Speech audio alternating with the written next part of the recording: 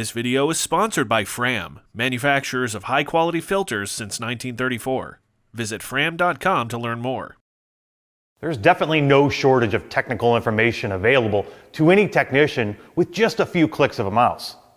Fram provides many technical documents that can help any level technician with helpful repair information, including this topic on loss of oil pump prime.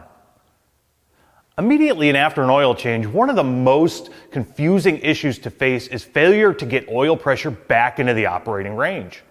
Although it is a rare occurrence, it is very possible that the oil pump may lose its prime during the oil change.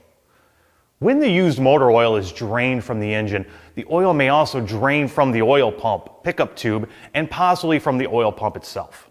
When new motor oil is installed, the pump's pickup tube inlet again becomes submerged, trapping air in the tube on the suction side of the pump. The trapped air will cause cavitation of the pump and prevent it from producing the oil flow and subsequent oil pressure. Many tend to blame this on the oil filter and assume that the filter is blocking the flow of oil. Since the filter is now suspect, the installer will install a second filter. Sometimes this solves the problem because the trapped air was released when the filter was removed. Of course, the suspicion that the oil filter was at fault has increased. The point being made is that the oil filter was not the problem, and in most cases there is a simple solution. If after the oil and filter change, the red oil pressure light stays on or low oil pressure remains on for 10 seconds, shut the engine off. Remove the oil filter and fill the filter with new motor oil and reinstall. Start the engine and check for oil pressure.